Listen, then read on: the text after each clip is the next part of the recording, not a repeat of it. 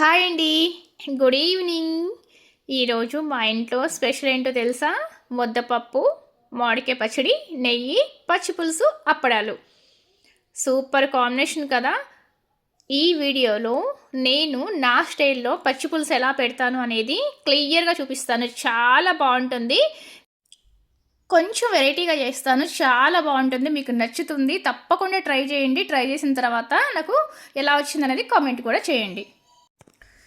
ఇప్పుడు పచ్చి పులుసు ప్రాసెస్ అనేది చూద్దాం. ముందుగా కొంచెం చింతపండు సరిపోని తీసుకొని దాన్ని కొంచెం వాష్ చేసేసి వాటర్ పోసి అలాగే వదిలేయాలి. కొంచెం సేపు ఉంటే నానుతుందనమాట. చూసారా, అలా వాటర్ పోసి కొంచెం సేపు వదిలేయాలి. ఇక్కడ నేను ముద్దపప్పు అయింది, వైట్ రైస్ అవుతుంది, అలాగే ఎండుమిర్చి, కొంచెం దంచిన వెల్లుల్లి కూడా రెడీగా పెట్టుకున్నాను.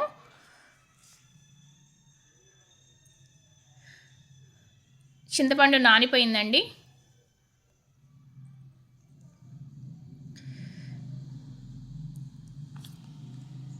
ఇప్పుడు చూసారా, రసం తీసేసుకున్నాను. తీసుకున్న తర్వాత దీంట్లో ఇంకా కొంచెం వాటర్ కూడా పడతాయి. 2 గ్లాస్ ఆఫ్ వాటర్ పోసాను నేను. ఇప్పుడు స్టవ్ వెలిగించుకొని చిన్న కళాయి పెట్టుకొని దాంట్లో కొంచెం ఆయిల్ వేసి అది వేడైన తర్వాత ఇందులో కరివేపాకు, ఎండుమిర్చి, దంచిన వెల్లుల్లి ఈ 3 వేసుకొని కొంచెం ఫ్రై చేసుకోవాలి.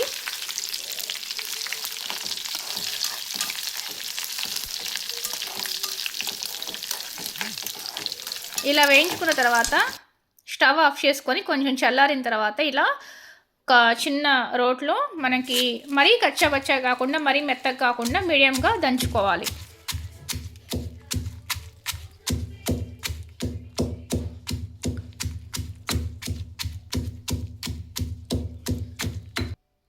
నేను చూపిస్తున్న విధంగా ఇలా దంచుకొని ఇప్పుడు మనం ముందుగా రెడీ చేసి పెట్టుకున్నాం కదా చింతపండు పులుసు, దాంట్లో ఇదంతా కొంచెం కలిపేయాలి.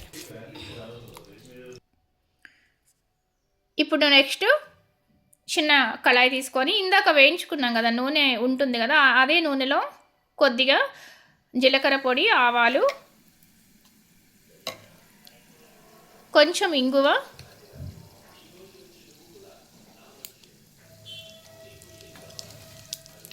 నెక్స్ట్ కరివేపాకు, అలాగే ఒక పచ్చిమిర్చి ముక్కలుగా కట్ చేసి ఇలా వేసుకోవాలి.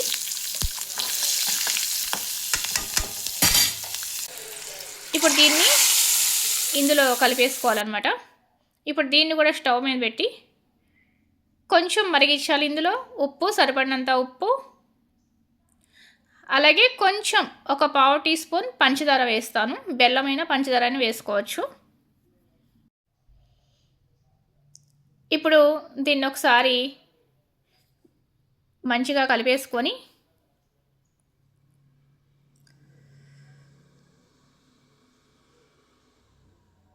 దీంట్లో కొంచెం ఒక 1/2 టీ స్పూన్ మిరియాల పొడి.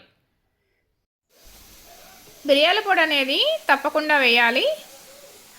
సో బాగా కలిపిన తర్వాత చూడండి, బాగా మరుగుతుంది కదా.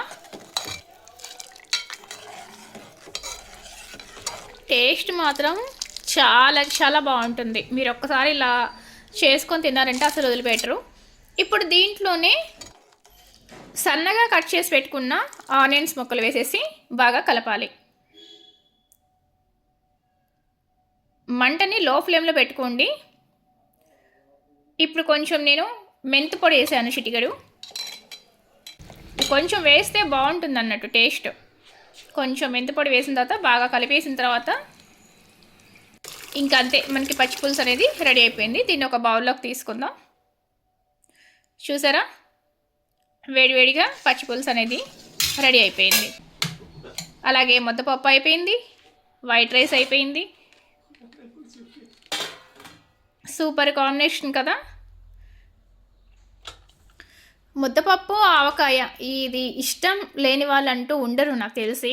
చాలా ఇష్టంగా తింటారు నెయ్యి వేసుకొని. ఇప్పుడు మనం కొంచెం బౌల్లోకి టేస్ట్ కోసం టేస్ట్ చూడాలి కదా. వైట్ రైస్ తీసుకొని అందులో కొంచెం ముద్దపప్పు వేసి కొంచెం మామిడికాయ పచ్చడి, అలాగే నెయ్యి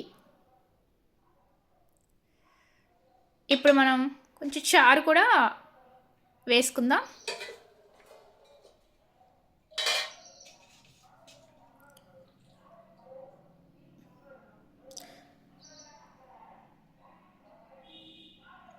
ఇలా కలుపుకొని తింటుంటే టేస్ట్ మాత్రం సూపర్ అసలు.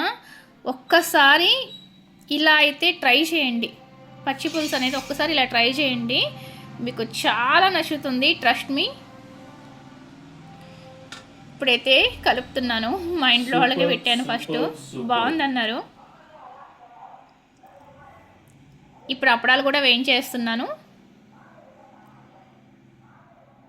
ఇంకా పప్పు ఆవకాయ నెయ్యి ఉన్నప్పుడు అప్పడాలు లేకపోతే మనకి ఇంకేదో లోటుగా అనిపిస్తూ ఉంటుంది. అప్పడాలు అనేది కంపల్సరీ.